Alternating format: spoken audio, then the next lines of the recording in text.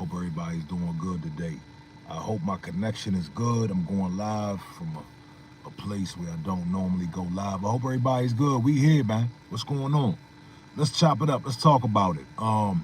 Adin Ross, Glasses Malone, unwanted house guests. We gonna break it down. Like you know, we always break it down.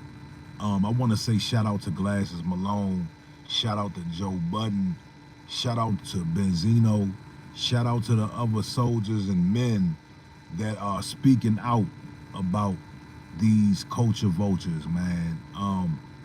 We're gonna chop it up. It's a lot to unpack as usual. We also gonna talk about Trump, man. We're gonna talk about this Venezuela thing. I want to touch on this Adin Ross thing first. It's very big news. A lot of people talking about it, and Joe Budden responded. He basically, is in favor of the C team putting their hands and feet on young Adin. You dig? And I'm in favor of that myself. I hope that comes to fruition. Anyway, you got Adin Ross. He basically called Dolce, which is a black female rapper, called her a lot of B words. You know what I'm saying? And some people didn't like that. Some people didn't like that. Now, me personally, I'm not a big Dolce fan, but it doesn't sit well with me either. Not just this particular situation, but the fact that this dude is so comfortable within the culture, and there is no repercussions. We've watched a streamer named Neon. If you're familiar with Neon, Neon has several streams where he's calling black people monkeys. A lot of people aren't aware, okay? But he's calling black people monkeys. He's talking real greasy about black folks. Adin Ross has had a real racist undertone in a lot of his streams as well. And I think Adin Ross is a Jewish fellow. But he's calling Dolce a black B-I-T-C-H, or he's calling her B-I-T-C-H. He didn't call her black B-I-T-C-H. I want to be clear. But it just comes across it doesn't sit right with us. With us, when I say us, I mean the ones that are left. It's not many of us left. It's not many of us real black men left. It's a lot of suckers out here. It's a lot of tethers out here. It is a lot of people who are gonna go along just to get along. A lot of people lost their morals and their blackness when it comes to money and success in the entertainment industry. It's a lot of rappers out here, a lot of artists that have sat with Neon after he's called black people monkeys. There are a lot of people that have brought Neon to their neighborhood. I don't know if these people have seen his content, but these dudes are so pressed for success, right? And this is why, I don't strive to be a big part of the music industry, because it's a bunch of fake niggas. It's a bunch of nastiness. It's a bunch of nasty work going on. You know what I'm saying? These guys are so pressed to have relationships with these streamers, all right, that they will allow them to say and do anything. Now, what happened to the culture, y'all? Let's ask ourselves, how is it that Neon and Adin Ross and Academics and Flacco and Adam 22 are the leaders of the culture? How the fuck did this happen? Somebody tell me, how did we allow this to happen? What do they have that we don't have? What do they possess that we don't possess? I don't understand. Okay, is it because they got a big bag? They have money? Is that what it is? It's artists with money that could do the same thing that they do. There are people with money that can do the same thing that these streamers do. These dudes are so afraid of losing their status within the industry that they will follow behind a 22-year-old Jewish dude that disrespects their culture. You dig? They'll follow behind an Adam 22 who is clearly an instigator, who is clearly a agent of chaos. This dude, Adam 22, sits at that table like a goddamn slave master. And he just laughs at all these, I want to be nice. He laughs at all these ignorant dudes, right, as they fight amongst each other. Whack 100 is a cancer to the culture. He's a cancer. Now I agree with Whack on some things, but for the most part, the way he sits up under Adam 22, it lets us know what type of individual he is. It lets us know how much pull and how much money he has. He claims to have money. He claims to have a lot of motion. You can't have that much motion if you sit up under Adam 22 and allow him to do whatever it is he feels like doing and saying, and the undertones that come with it. You understand? Big shout out to everybody here. Y'all hit the like button for me. I got 1 like in this joint. How to Spell Mark says, as a live streamer myself right now, truly feel the grind. Respect to the creator and everyone showing love in here. Big shout out to you, How to Spell Mark. Munjo Walker, big shout out to you, homie. Yeah, so look here, man. Adin Ross, you know, he's crossed the line. A lot of people on his neck. His response was, his response was, come get me, come see me. He talked real greasy, right, to Glasses Malone. And his response was, come get me, I got police with me, okay? Yes. He's bragging about having the police with him. And this is what these guys do. This is what the academics, it's not even a black and white thing. It's about geeks running the hip hop industry. That's what this is about. Yeah, there are layers of this that have to do with race, but ultimately this is about bitch ass niggas that we would have had never allowed into the culture. They are at the top of the culture. You understand? This is why there has been no rap, there has been no hip hop on the charts this year because of the state of the culture. You understand? Bobby Heenan says, remember most of these industry dudes were in arts and drama in high school. They're all actors. I used to view Tretch in a certain way when I was a kid until I got older and was around him. But let me say this. You know, Pac was he was in the arts. You know what I'm saying? And I'm not knocking nobody from being in the arts. See, the thing where I'm coming from is, I'm coming from a place of knowing your heritage, being true to your culture, not allowing any outsider, right, to disrespect the culture. And this is the problem that I have. I have the problem with these artists.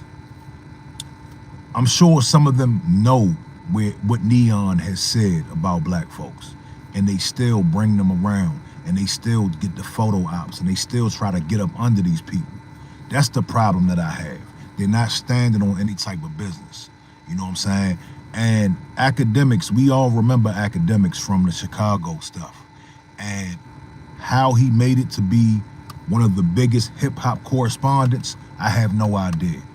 I think the powers that be saw something in him, and they elevated academics. You understand? Academics went from YouTube, the war in Chirac, to Complex. Okay, what was the show on Complex with Joe Budden? I forgot the name of it. And he just elevated. And granted, he's a talented correspondent. He knows how to communicate. He knows how to break things down, and he knows how to do his research. I will give him that.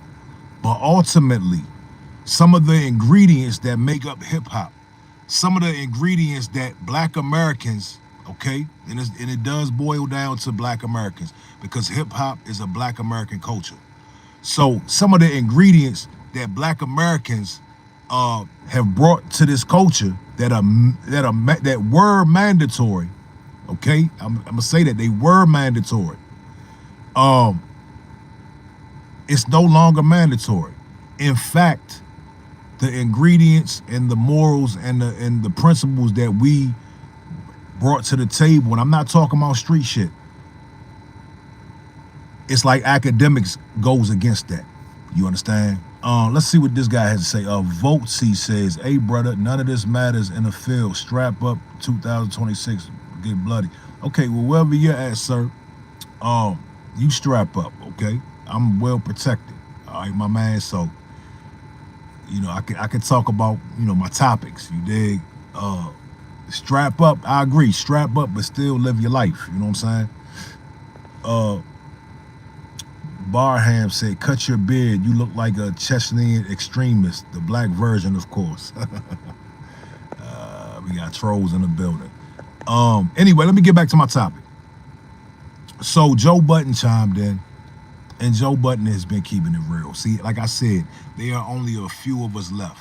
There are only a few real black men left that do not care about being within the industry. See, a lot of niggas don't stand for shit. All right, some niggas are too cool, right? They're too cool to maintain the foundation that got us here. There's a foundation that got us here, right? And a lot of people are too cool to even talk about it. They just go along to get along. You understand? And Joe Budden spoke up about it. Adin Ross has disrespected Joe Budden. They've been going back and forth. Academics, he weighed in and said that, Adin Ross has a security team and this, that, and the third. See, what these people don't understand, let me put y'all on to something. What these people don't understand, right, is it's cool to have security. It's cool to move smart. But what they're not getting is there are people around you, right, that don't have the money that you have. You got people that you say you care about, the little token black dudes that you roll with. They don't have millions of dollars. You understand? And Glasses Malone pointed this out. He said, look, I'm gonna start touching all the people around you. Okay? And I like that. That's very smart. Because that's how you make somebody feel it indirectly. You touch all the people that are lingering around.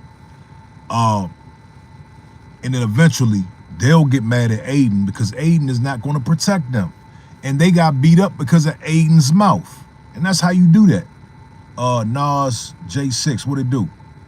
Sharp Than Thorn said, "How do you feel about white streamers saying the N-word to black people? And then the black folks are with the streamers letting it slide. You from the Chi too?" No, I'm not from Chirac. I'm from Chicago. This is what we talking about, Sharp. We're talking about rappers. We're talking about streamers. We're talking about the new wave of, I don't even want to call it hip-hop culture. We're talking about the new wave of rap culture and the people who are at the forefront. Right now you got academics at the forefront, Neon, Adin Ross. I don't know how somebody like that is even involved. You know what I'm saying? He shouldn't even be involved. He should do his streamer thing, but he shouldn't have a major say in what's going on. And he definitely shouldn't be pushing back to somebody as decorated as a Glasses Malone. You understand? But how do I feel about that? I feel like it's it's nasty. It's disgusting. And I'm hoping this can usher in a renaissance. There needs to be a take back. We need to take this thing back over. And we need to kick all these unwanted guests up out of here. All of them gotta go, man.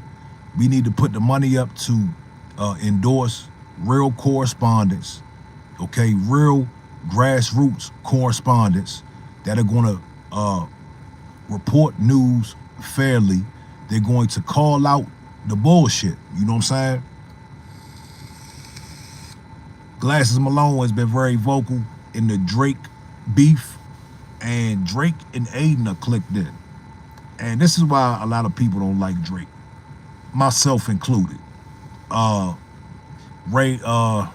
Ring, y'all be having some crazy names on here.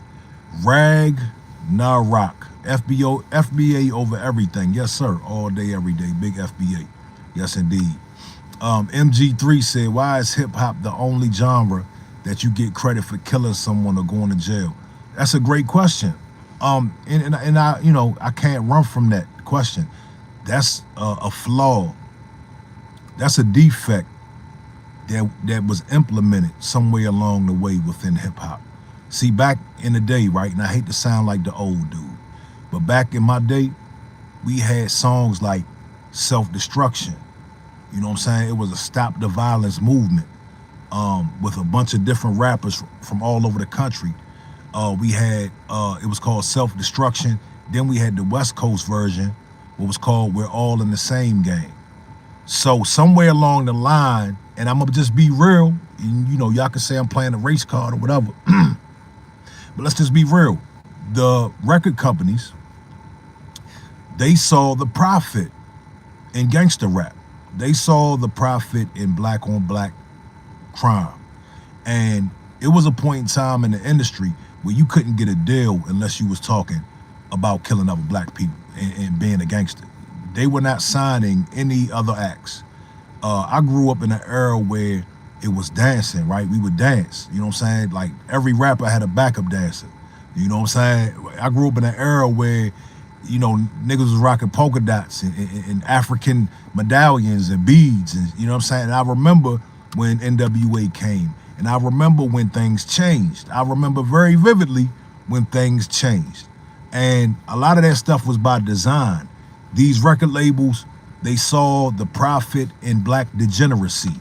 They saw that their kids were listening to NWA, and they had an appetite for destruction. You understand? And black destruction is $1 billion industry. You understand?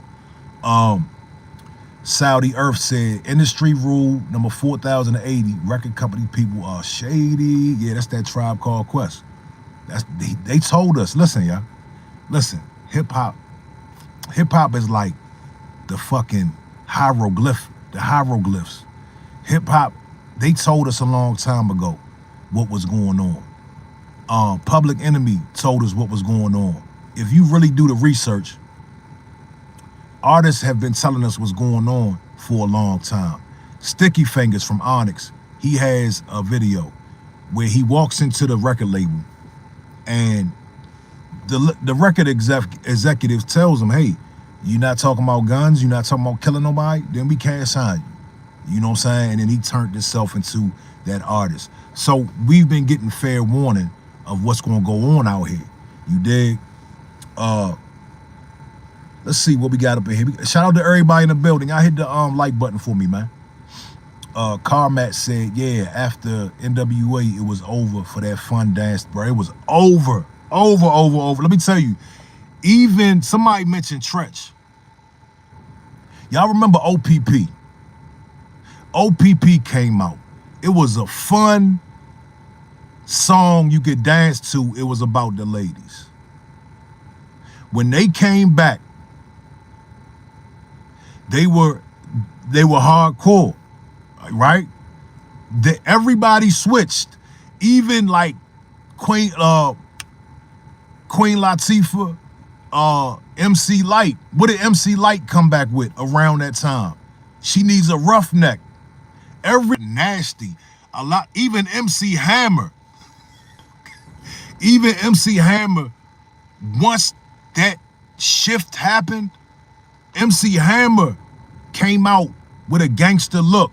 Like it got real funky, man. Like I remember watching this shit, bro. Everything went from real pure hip hop to everybody having to have an edge. Everybody had to have a gangster edge. It was a song called I Need a Gangster Bitch, right? And we love all this shit. We love it. A lot of stuff I didn't love. When Queen Latifah came with this hardcore shit, I mean, not Queen Latifah, when MC Light, you name an artist that stuck around from 89 to 95, they had to make that switch. Go back and do your homework. There are very little, maybe Tribe Called Quest, they stayed the same. But very little artists were able to stay who they were. they all had to come with the big baggy jean with the Scully and the chain, and it was like some CB4 shit. You know what I'm saying? Now Saudi Earth said Unity Queen MC Light. Yeah. Yeah, Queen Latifah, I think she saw what was going on. Queen Latifah is a solid sister, man. Look, she said she had a song called "Who You Calling a Bitch," all right, because the word was in that era. The word was being thrown around so much. Things had changed so much that Queen Latifah had to come out and say, "Hey, let's have unity." You know what I'm saying? Who you calling a bitch? You know what I'm saying? Because they had the song "Gangsta Bitch." You know what I'm saying? And this is what was going on. So this is not an accident. This happened for a reason. You know what I'm saying? Like everything became hardcore. Fast forward 10 years, Puffy came. And I just did a whole breakdown on Puff Daddy. Shout out to P. Diddy. You understand? When he came with the dancing again. He came with the fashion again. He came with fun and luxury. You understand? And we hated it. At this point, we had been hypnotized so much by the Mobb Deeps, the Capone and Noriegas, Tupac. You see what I'm saying? That by the time Puffy got here or got popular, and he brought in this luxury type rap or pop, we was like, man, get out of here, bro. We on a whole different vibe. And then years later, you fast forward to the day, I can appreciate what Puffy brought to the table musically. You understand? Romea, what's up, Romea MC Croy? She said, I don't listen to the psychopath rap. It glorifies too much killing. Now, let's fast forward to 2020s. And she mentioned psychopath rap. Psychopath rap has been out since the 90s. And you gotta understand that you had artists like the Grave Diggers. Okay? Who remembers the Grave Diggers and the shit that they talked about? King Von had nothing on what the Grave Diggers talked about. They talked about really crazy shit. That was real psychopath shit. But the difference is there were so many subgenres, right, at that time. By that time, there were so many different pockets that you can go in and listen to.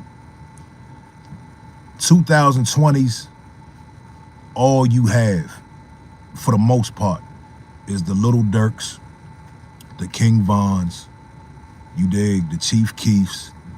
It's just nothing but, see, back in the day, we knew it was fiction. We knew to an extent that these dudes wasn't really killing and all this other stuff. We knew that. And they didn't really say it outright. I think Mobb Deep was really the first group that really talked that talk. I think, see, in my opinion, Mobb Deep were the first YNs, and I don't even like using that term. But Mobb Deep, they were really the first to really say, I'll do this to you. You know what I'm saying? And you know what I mean? And it was coming from a place of not artistic. It was coming from a place of, this is who I am and this is what I'll do. And this is what I'm going through. So you fast forward to 2025, man, you got, or 2020s, because now we're at a different phase. And I'm gonna talk about that in a minute. Big shout out to Prodigy, man. RP to Prodigy. I had the pleasure to meet Prodigy. Real solid dude, real good dude. And I don't believe that he choked on an egg. I don't believe that. I don't believe that shit. Today we're in a different space. Today they're not even really signing hardcore acts. I don't want to make a prediction, but right now, at this very moment, hip hop is in a very funny place. They're not really touching street artists like that. Hence, 21 Savage says F the streets, right? Because he knows it's over. He knows that last album he gave us is probably going to be the last hardcore street album that he's going to give us. because they already told him. The label already pulled his coat and said, hey, bro, it's a wrap for the street shit because everybody went to jail. Everybody died. P&B Rock, Pop Smoke, Young Dolph, Nipsey Hussle. I mean, you name it. I mean, Jay the Great. I hope Jay the Youngin or something like that. I don't know. I hope I said that right. Everybody got killed, man. Some of the biggest, best artists got killed. Pop Smoke got killed, man. Like, that was a promising young man. He had a great album. He had great albums. He had great music. He was ushering in a new era. You know what I'm saying?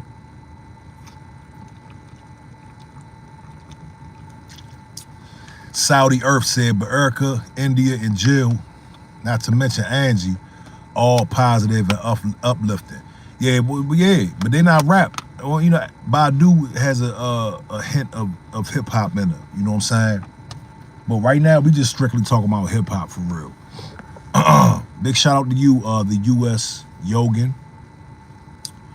I think I said that correctly. Shout out to the UK.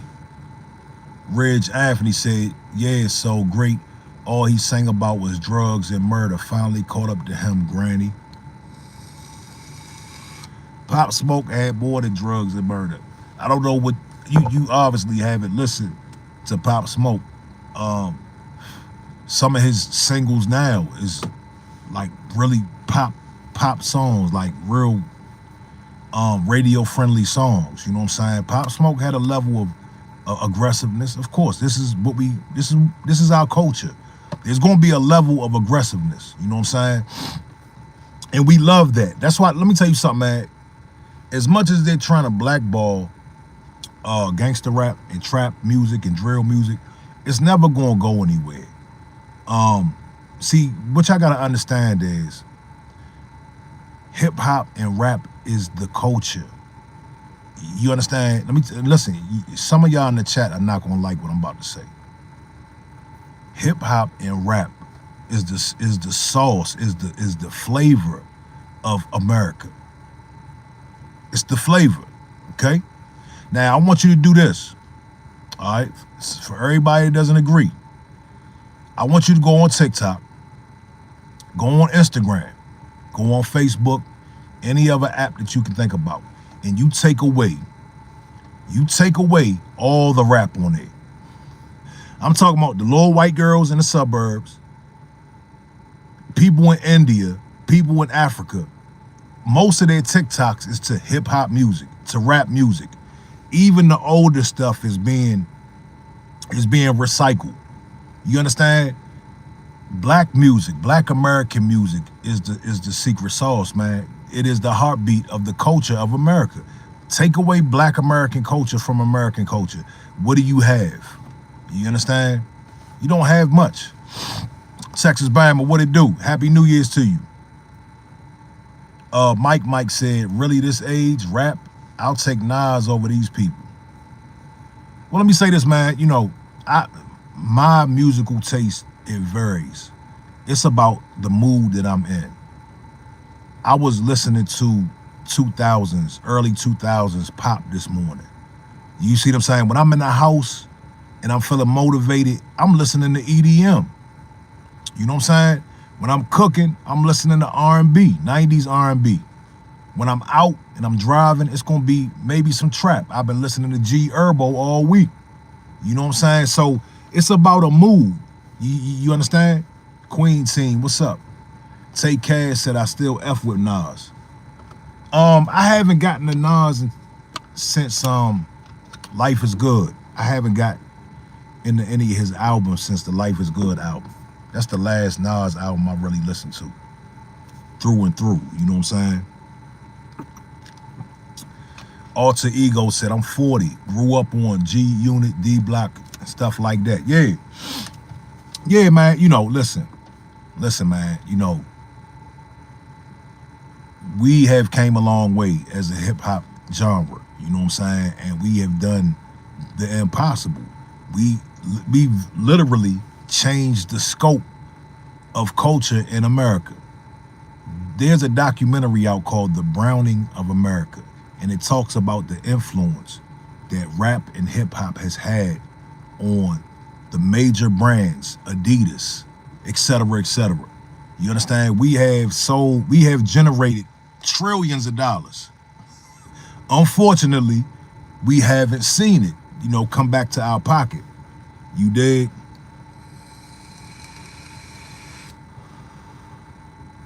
Romea said, "I love me some '90s R&B." Yeah, I'm on everything, man. Like, only thing I don't do a whole lot of is country. My daughter loves country music. I don't really do the country music. Like, I can't really get into it. It's a couple joints I might like. I've never turned it on though. But I love EDM. EDM, it motivates me. I get motivated. You know what I'm saying? Because that's like the music. When you go to Miami and you at the hotel, right? That's what you hear in the background. That's what I love that shit like. So I love being around that energy, that high energy. You know what I'm saying? I love 70s, all that, man. Alter Ego said, "I copped Soulja Boy's first album, to be honest." Yeah, I didn't. Mike said, "I'm in Cali and I still rep Bone Thugs and Harmony." Bone is my favorite group, hands down. I did a whole video on how Bone, I believe Bone Thugs and Harmony is the best group, best rap group. And I'll challenge anybody on that. You dig? A lot of people gonna say, "Man, that's a crazy take," but yeah, that's what I believe. Take Cash said, "Y'all didn't notice once that stuff with Young Thug happened. Now they saying I did a whole broadcast. Take Cash. I did go down my feed. I did a whole video. on that. We know what that was about. We know that 21 Savage and Young Thug, they all want to reunite with Gunna. You understand? There's no morals, bro. And let me tell you, all this comes from, see, it's real easy to keep it real when you don't have no money. Okay, let me tell y'all something. It's easy to keep it real when there's no money involved. Once somebody, let's take 21 Savage for an example. 21 Savage came in the game. He was supposed to be this real dude. He's a real stepper. He's from Atlanta, but we found out he's from the fucking UK. You know what I'm saying? Shout out to the UK. Take somebody like 21 Savage. He preached street gospel for years, right? He told us the rules, the do's and don'ts, right, for years. And I don't fault him because as a man, you grow up. See, this is what they don't tell y'all. This is what they don't tell the kids. They don't tell the kids that at some point, most of us grow up and we become men. A lot of that street shit, that's for boys. That's for people with nothing to lose. Okay? A lot of the street shit is for people who are hurting, right? Who have nothing to lose. Once somebody like 21 Savage gets $10 million, he has a couple mansions, he got some kids, maybe. I don't know if he got kids or not. But he's getting healed. Inside, he's healing. Whatever he may have went through, he's getting healed now. You know what I'm saying? He's seeing different parts of the world. He's sitting with executives not from our culture. He's being introduced to a whole new life. He's seeing life different now. I'm not excusing him because I know the reason why he said F the streets. He said F the streets because it's no longer working for him monetarily. When it was working monetarily for him, he was the biggest street nigga in the world, okay?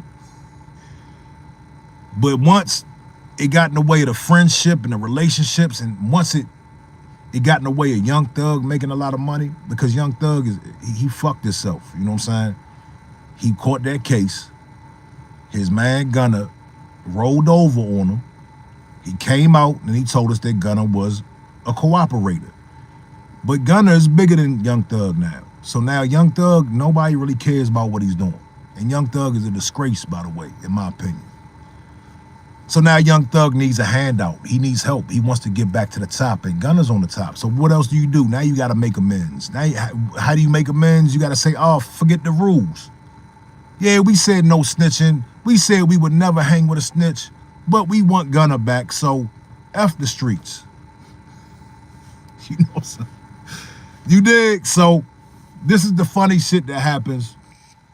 Let me tell y'all something. This is not an industry thing. This is a street thing as well. These street codes and principles, they get broken every day by the realest street niggas. The realest street niggas. They make the rules as they go. You understand? Whatever applies to you, it doesn't necessarily apply to the big dog. You know what I mean? Like, I can do what I want to do. You can't. I'll call you out. You dig? E Makes It Happen said, Gunna got tricked though, brother. And he wasn't a street dude. Now you just told two, I'm not gonna call you a liar, but you just told two false hoods, okay? Now listen, Gunna, let's unpack it, brother. And I appreciate your comment, but let's talk about Gunna real quick. Let's say Gunna got tricked.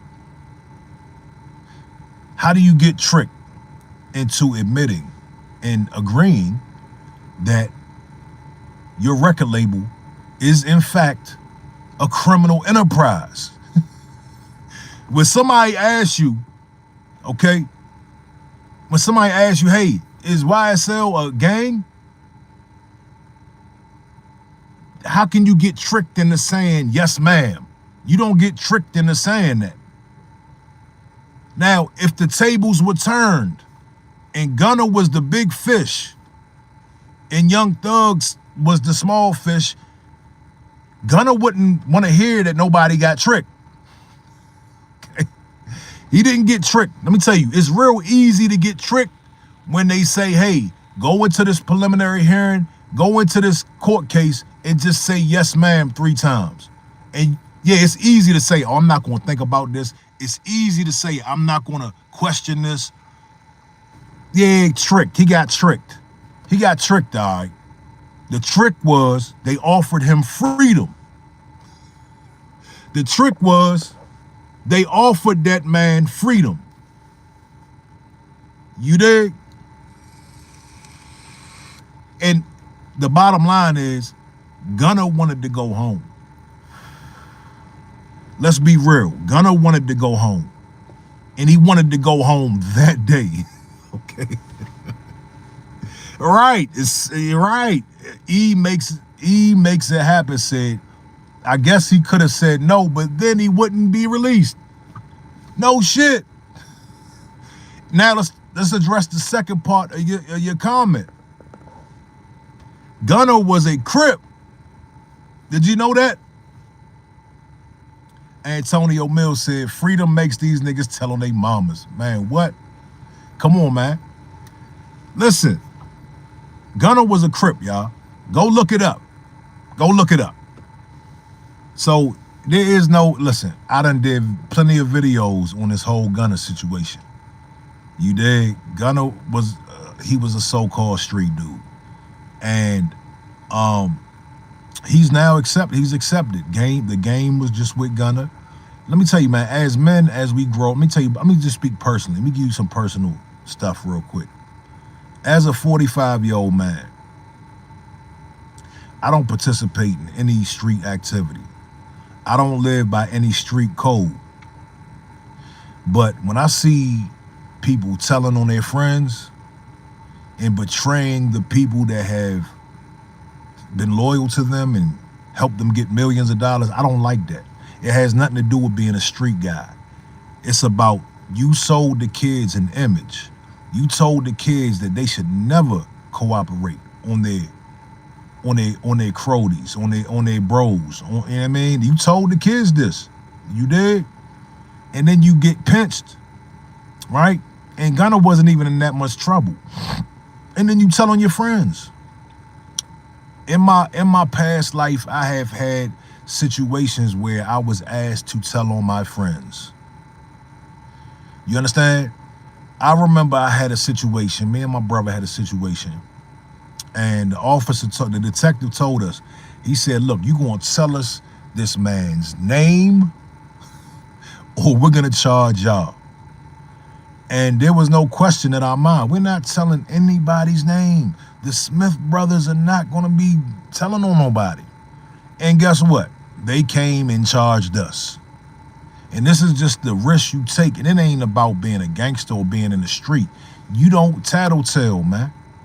You don't tattletale. If me and my friends did a crime, right, and the police catch us, I cannot tell on my friends. I don't care what the circumstances is.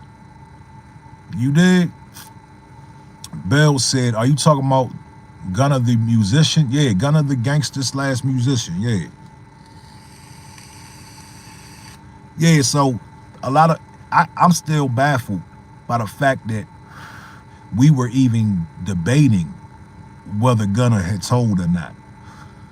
Like it's still a debate. Like people are still trying to debate whether Gunna cooperated. And Gunna know he cooperated. He know what he did. Listen, you know, Gunna said, not only did he agree that YSL was a gang and a criminal enterprise, but he also said, oh, we got one in here now. Come on, bring it on in. Lennox, stay where you at, brother. Stay where you at. And I'm glad you asked that question. But Lennox, let me get this out and I'm gonna address you. I know who went to jail. Lennox keeps typing who went to jail. I see you, my brother. Stay right where you at. Stay right there. Not only did Gunna say yes, ma'am, and incriminate Young Thug, Gunna said in his statement that YSL must be stopped. Go look it up. Go look it up. Not only did he say, yeah, it's a criminal enterprise. Yeah, I saw him do crime. He said, YSL must be stopped. This is at the tip of the case when Young Thug is fighting a RICO for his record label being called a criminal enterprise. Young Thug's defense was, no, this is not a criminal enterprise. Gunna said, yes, it is. That's what he said. Stop me when I'm lying. Look at this dude in the... Lennox, who did you tell on? You took that same plea, didn't you, boy? You took that same plea, didn't you? Lennox Banks, who did you tell on? Talk to us. Yes, you did. You told. Either you told, I'm gonna give you the benefit of the doubt. Either you told or you've never been in those situations, or you just weren't taught right. And I don't want to say taught right because this shit's supposed to be in you. Nobody ever told me not to tell. Nobody ever told me not to tell. We just knew. Lennox says he's been to New Jersey State Prison twice. Well, bro, listen, sir, listen. Okay, let me walk with you real quick. Let me walk with you. So you telling me that Young Thug was up on a RICO for running a continuing enterprise, a criminal enterprise, a RICO. You mean to tell me by Gunna saying, yes, this is a criminal enterprise, that's not cooperating, that's not telling, that's not folding? He folded. I'm not even gonna argue with you about it no more, though. I'm not even gonna go back and forth with you. He said he went to prison for tickets. Yeah, like, come on, cuz, like, I can't even argue with you. I'm not gonna do it. You dig? I don't know what prison you went to, all right? But that's just, again, people are trying to debate this thing. That's crazy to me. But again, back to my original topic. Shout out to Glasses Malone. Adin Ross needs to be kicked out of hip hop. Academics needs to be kicked out of hip hop. Neon, Flacco, Adam 22. I'm gonna give Vlad a pass. And I'll tell you why I'm gonna give Vlad a pass. Chico Low. Oh shit. Chico Low. Chico Low said, that's not snitching, but it's telling. Listen, bro. This whole new shit where people are distinguishing what's snitching and telling is that's new shit. Niggas start talking like that in the past 5 to 7 years. There is no difference. I don't care what you say. People be like, well, no, that's not snitching. Snitching is when me and such do a crime and then we go to jail and then that's no. Telling and snitching are the same thing. Don't you heard some fly shit on the internet and you try and put it in my chat. You're not going to do that, sir. You're not going to do that. You dig? Lennox Bank says everybody talk about snitches and don't see you worse than them. I don't know what that means. Yeah, Antonio Bill says, bruh, it ain't no in between. You either talked or you didn't. Listen, this is the problem with this whole street shit. Black folks tried to adopt omerta. They tried to adopt a principle from La Cosa Nostra. And in good nigga fashion, niggas fucked it all up. See, the Italians, they're very clear, okay? They're very clear. There is no gray area. Oh, imagine Gotti and them. Imagine John Gotti or Paul Castellano saying, no, he didn't snitch. He told. Imagine these mob bosses saying dumb shit. Imagine them saying dumb shit like, well, that's not snitching, he didn't tell. Imagine the mafia saying, who went to jail though? He went in the courtroom and he confessed, but who went to jail? See, this is where niggas went wrong, bro. They tried to adapt the La Familia, the La Cosa Nostra principles, right? And they tried to switch the rules around and move the goalposts. See, in the Italian mafia, if they even hear, I just watched the Irishman. Who's seen the Irishman? Anybody seen the Irishman? Lennox Bank says all the mafia dudes is rats. I agree, but hold fast. Listen, I'm not talking about who stood firm and who didn't. I'm talking about the principle. I watched the Irishman. It was a dude on there named Sally, right? Sally was seen walking into the federal building. Some members of the mafia saw, and this is a true story, some members of the mafia found out he went and had a meeting in the federal building, or he had to go in the federal building. They didn't ask no questions. They got Sally up out of here. Come to find out, Sally did tell somebody that he had to go in there for something. See, this is what I'm talking about. Niggas try to take this snitching thing and these mafia rules, and they try to apply it to street nigga shit.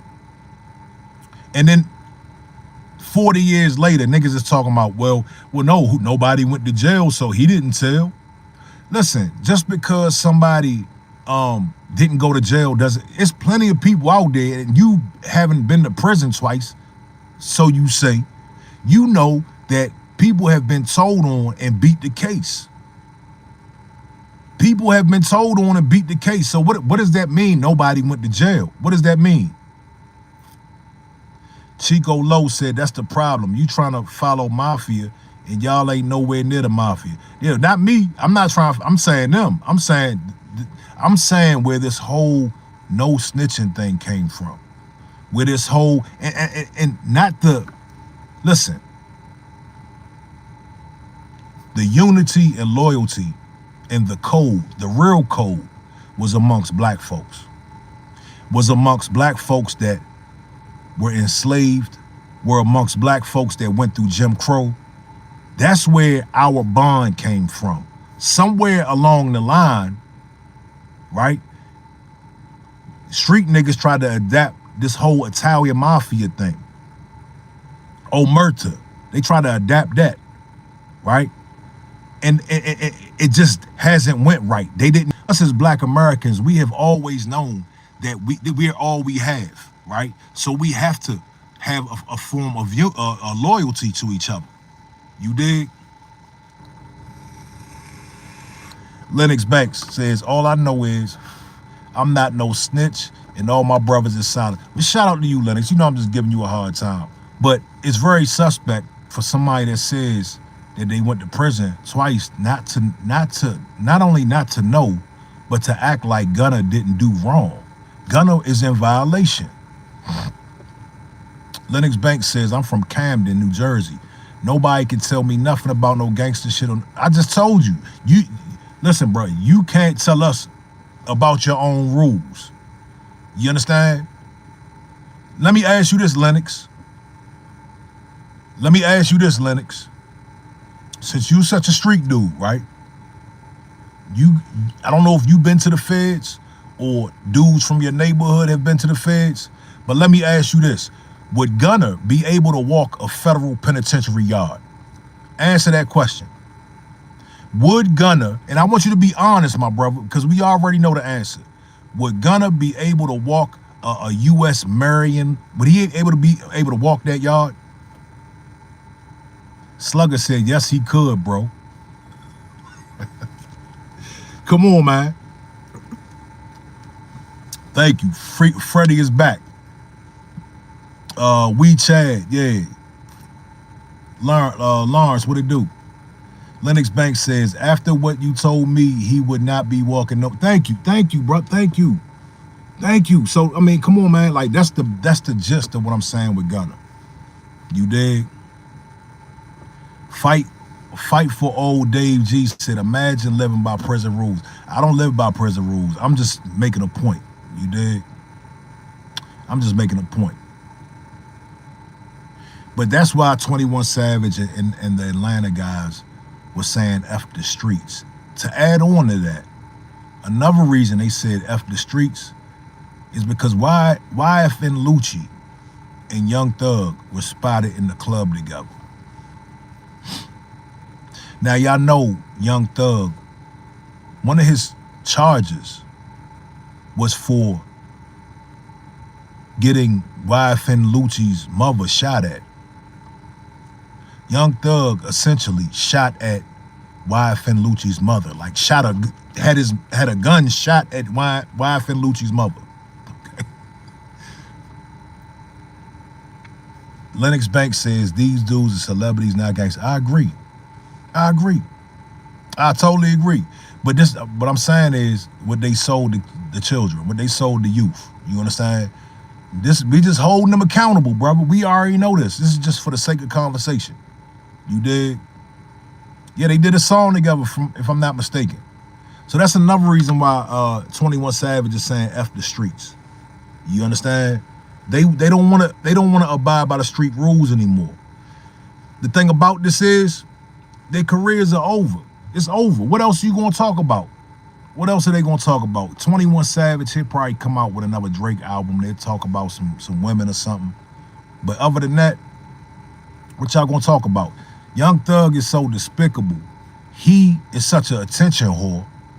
He wants to be in the limelight so much. This dude, his album cover was him as a white man. And there's a song on his album that's called Nigger. I'm talking about go listen. I hate to give him the streams. Go listen to this song. He just keeps repeating the word Nigger 100 times. This is how attention starved he is. He thought that was going to make him hot again. He thought that was going to put him in the tabloids again. And that was going to resurrect his career. That's how disrespectful they are to the culture. You dig? Alter Ego said Wu-Tang all day. I've been bumping that Liquid Swords since last night. I jumped in the car with my kids. I turned on that Liquid Swords. You dig? Hey, man, let me tell you something, man. It's something different about rap. Let me tell y'all something. Back then, we learned stuff from rap. We learned a lot. Like, there was an educational value to listening to Wu-Tang. There was a spiritual value to listening to some artists, Bone Thugs, and other artists. You know what I'm saying? We learned vocabulary. I learned vocabulary from rap music. You know what I'm saying? KRS-One, yeah. Liquid Sword, I've been bumping that joint since last night, man.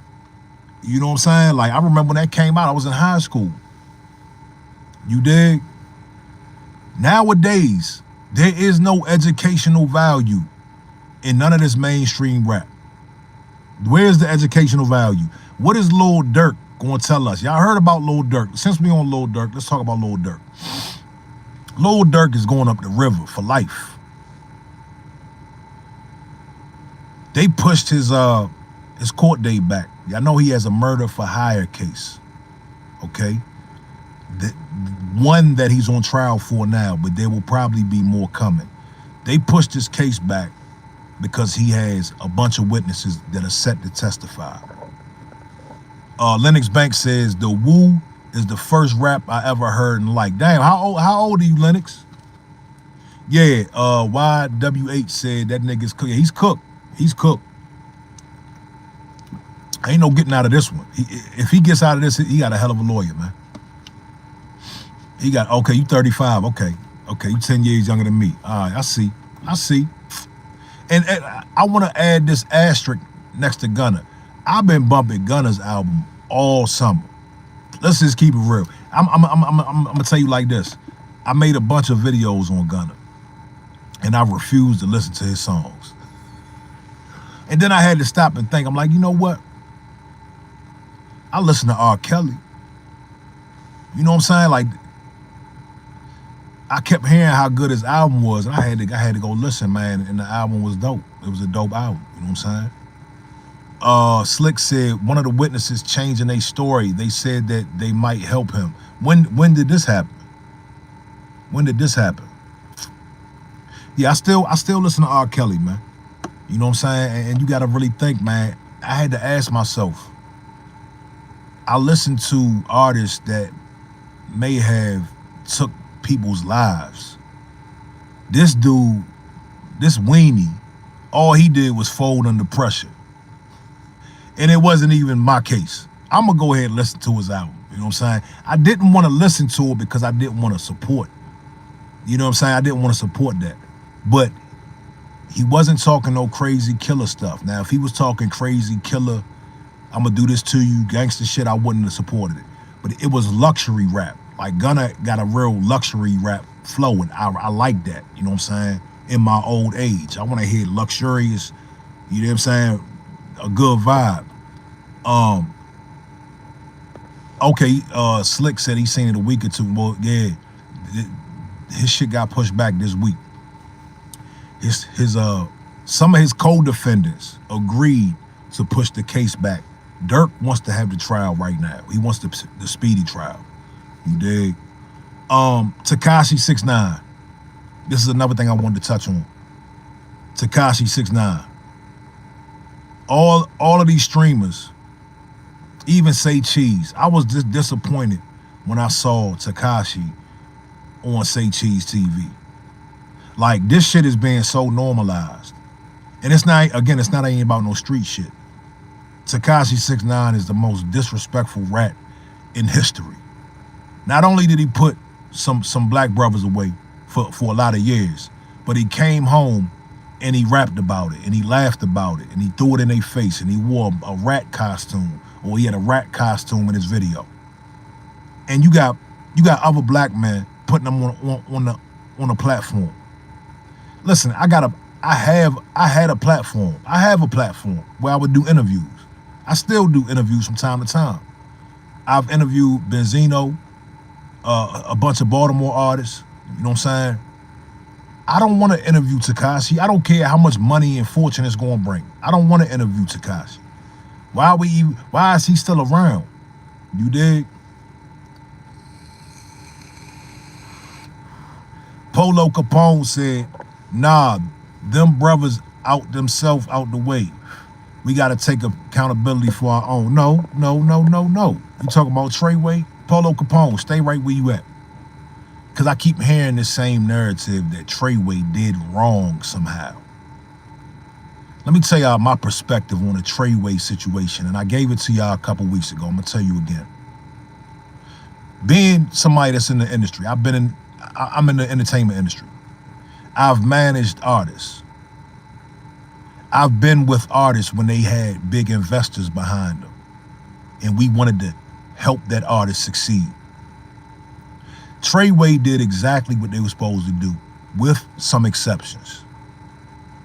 You take a bunch of brothers from Brooklyn, right? They get introduced to this guy named Tekashi. Tekashi has talent. These brothers from Brooklyn are starving. They 30 plus. Some of them are 30 plus. They trying to provide for their family. They want to have a future. They get clicked in with Tekashi. They actually made Tekashi who he is. Without that whole vibration of the red bandana, nobody would have really cared about Tekashi. At least not our genre. They followed Tekashi everywhere he went. They got into fights with him. They was pew-pewing behind him.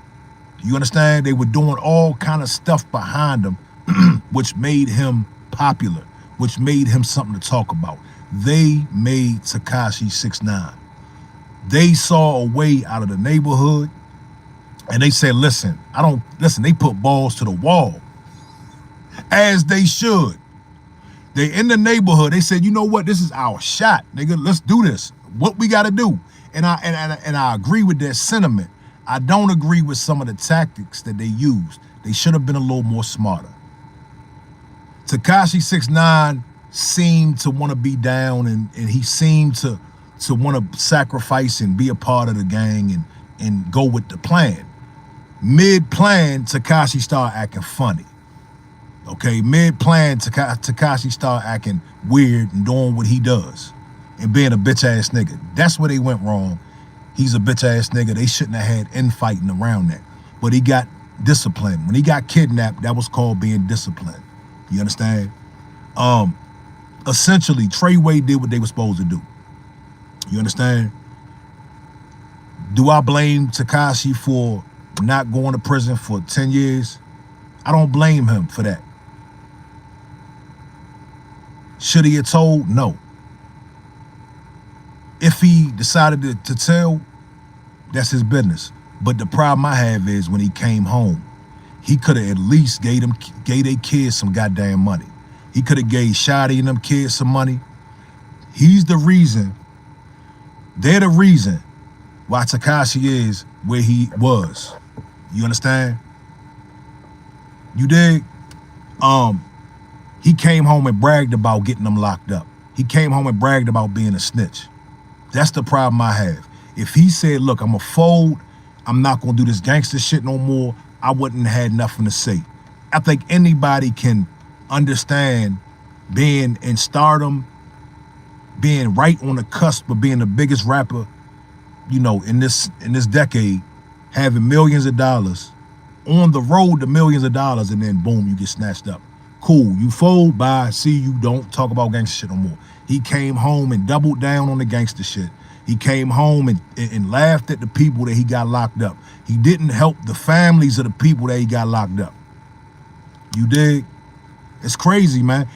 And now these platforms keep bringing him out. What do we need him for? We don't need that man around.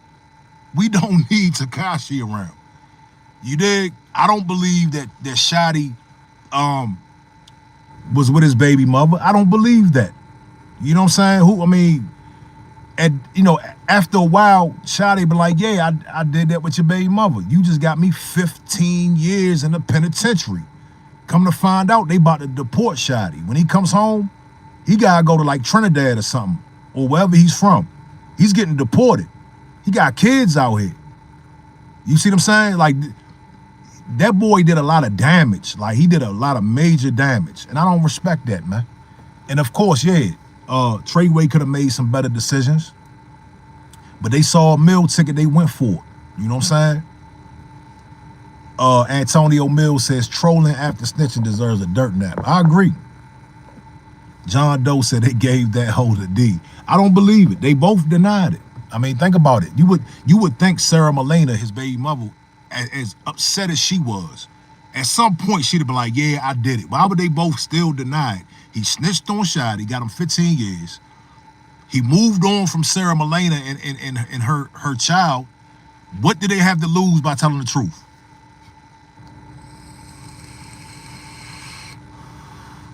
Crypto Dipso says it's all their fault too. He's a goofy and they let him in. Now, did they let him in or did they utilize him? Did they attempt to utilize him to make their situation better? It's all about perspective, my brother. It's all about perspective. They knew he wasn't really Damu. They knew he wasn't really like that. But they like, look, we going to protect this dude. This is our bag. This is our way out. This is our opportunity. You dig? Yeah, no, they definitely have a part to play in all of that. I think they could have moved smarter. They didn't have to do a lot of the stuff that they was doing. But Shotty, he was really pew-pewing at people. Like, they got him on camera, kneeling down. You know what I'm saying? Like, he went hard for that boy. And then to get sentenced to 15 years, that's a tough pill to swallow, man. Crypto said protection turns to extortion real quick, but I hear you. Yeah, I mean, look, let's be real, man. Let's be real. If they didn't get their cut, they was going to extort 6ix9ine. Absolutely. That's nothing that hasn't been going on in the industry. You had cats like Haitian Jack. Okay, you had cats like Jimmy Henchman. Extortion's been going on for a long time in the hip-hop industry. But one hand washes the other. Again, if Tekashi wasn't in front of that stoop with all them red rags behind him, we wouldn't really care about Tekashi, right or wrong.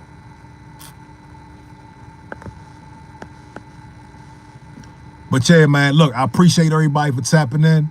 Antonio Mills says BMF let a lot of clowns in, but it was about the bag. They learned a lesson though. Man, for real, you know, it was some clowns in. And I know Blue Da Vinci. I've done business with Blue Da Vinci. And we knew Blue, I'm not gonna call him a clown. He just had a different swag than us. He was a West Coast cat. So when we saw Blue on that Smack DVD, I think of a lot of us was like, man, I don't know about this guy. You know what I'm saying? He was too flashy, too flamboyant. You know what I'm saying? He talked too much, you know what I'm saying? But I like Blue. I don't think Blue did anything wrong. All right, that might be a controversial statement. I don't think Blue did anything wrong. I'm not saying that because I know cuz. I'm just saying I don't think he did anything wrong from the evidence. You know what I'm saying? Crypto said that Blue tell. They saying that he took a profit. And if you take a profit, that's a no-no. You know, I get it. You know what I'm saying? You take a profit, that's a no-no. Do we have any evidence of him selling on somebody directly? No, we don't have that evidence. You know what I'm saying? All we know is that he took a profit. You know what I'm saying? Yeah. But we do know Big Meech. This came out that Big Meech attempted to tell. Big Meech cooperated. It's safe to say, y'all see Southwest T is now coming out with BMF, with 50 Cent. Y'all saw that, right? Are y'all aware of that? Crypto said he done some time though, right? You don't, yeah, Blue and Meech did time. Blue did like 5 years, Meech did 30, 21, something like that. He did a lot of years, but Meech attempted to get out. He was working with a federal informant. Yeah, this is documented. This is real. Yeah. I wasn't disappointed, bro, because the reality is, man, this is what it is. Look here, I learned very early, the so-called real dudes in the street, they'll be some of the first dudes to run, tell. They'll be some of the first dudes to, you know what I mean? Like, somebody in there being stupid. Let me get that out of there. Crypto, see, Crypto, you gotta go do the research, bro. Listen, Meech tried to cooperate, I think it was 2016 or 17. Okay, go look up the story, bro. You gotta go look it up. And you gotta make your own conclusion. Come to your own conclusion. But yeah, Meech was working with a federal informant named Tammy Gowans. Okay? Go look up a name, go look up this name right here. Dion Cuffy Gatlin. Okay, out of St. Louis. All right? Yeah, you see what Tammy did. But Crypto, you gotta ask yourself, How did Tammy end up with the life rights to Big Meech? How did she end up with Big Meech's life rights? She owns his life rights. What he couldn't give it to Lil Meech? He couldn't give it to his baby mother?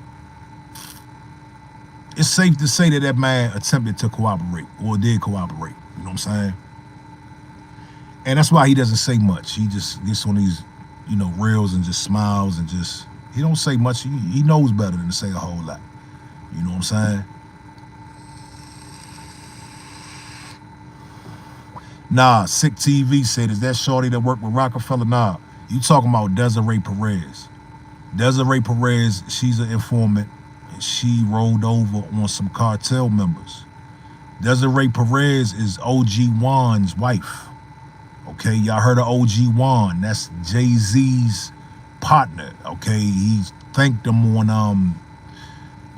the New York song. Yeah. He bigs up OG Juan all the time. So you got to understand, man, Jay-Z knows that his partner's wife is an informant. Okay? She informed. Okay? You dig? Antonio Mills says, Crypto, stop spamming and give other people the floor. Meech snitch too. My uncle got 65 years behind him. God damn. What city you in, bro? What city you in? The moral of the story is, kids, don't believe these fables. Don't believe these tales, man. The odds are 1%.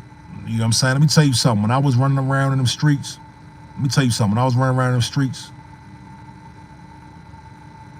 at least the guys I was dealing with, it was me and two other solid dudes, like real solid at the end. There was a lot of solid dudes I came up with, but everybody wasn't on the same page. You know what I'm saying? They just weren't. You're going to have some people that's solid, some people just not going to be solid. You dig? Anthony Lee said, I'm from Miami, Carroll City. Oh, my man in Palm Beach. Shout out to Palm Beach. Yeah. It's all fairy tale, man. Once them people get up in that penitentiary, man, it's a different ball game. Niggas want to come home, bro. That's just the reality. That's why jail wasn't really for me. I've been to a lot of different jails, very short stays. I had my mother come bail me out. Jail was not for me, bro. I never told to get out. I don't want to be there. So I started making different decisions. And I got out of that whole lifestyle. And I changed my life. You know what I'm saying? A lot of these cats, man, they just keep running to the same shit. You know what I'm saying? I like women. I like clean areas. I like good food. That jail shit was for the birds, man. You dig?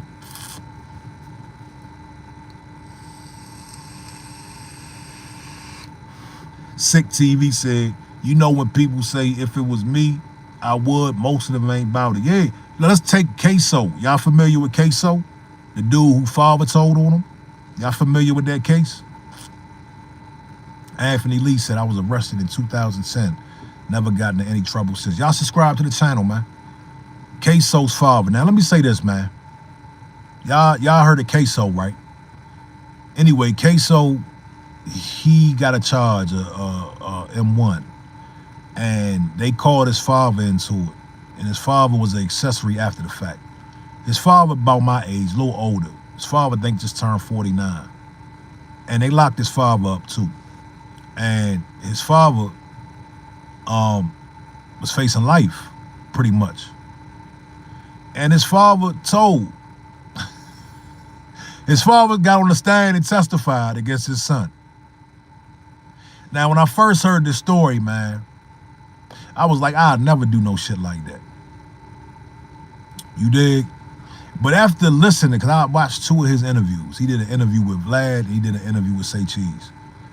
I watched Pop's interview, and I got mixed feelings now. I'm not saying I would, but Queso had an opportunity to take a plea and get his father released. Queso had an opportunity to take a 30-year plea. Now, I don't know if y'all know, but when you in prison, and I know this because I'm one of my brothers, when you in prison, if you have a date, like my brother is doing life, So if you have a date, right? People envy people with a date. It doesn't even matter if it's an 80-year date. If you don't have that alphabet behind your sentence, you in good shape to a lifer. To a lifer, if you got a 40-year sentence, that's good. That's like a, you know what I mean? Because you got a chance. You gonna see daylight again. Queso could have came home at about 50. You know what I'm saying? But he chose not to. He chose to be selfish, and he chose to go to court to try to get home immediately. You dig? PG-13 Dink says, I got 2 homies doing life, and I'm facing T's.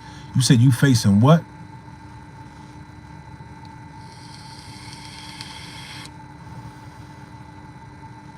Yeah, they down there in Jacksonville, bro.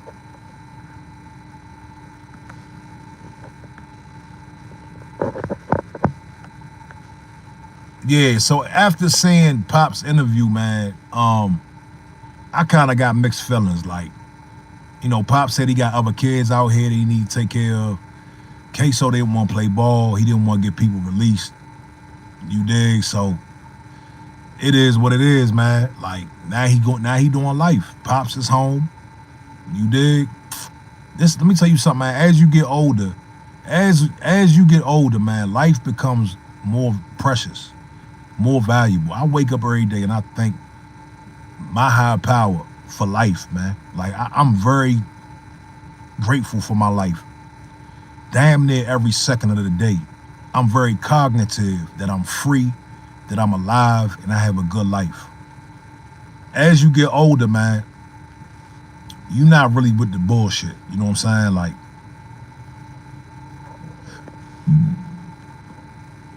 Antonio Mills says, I used to F with them top 6 dudes back in the day.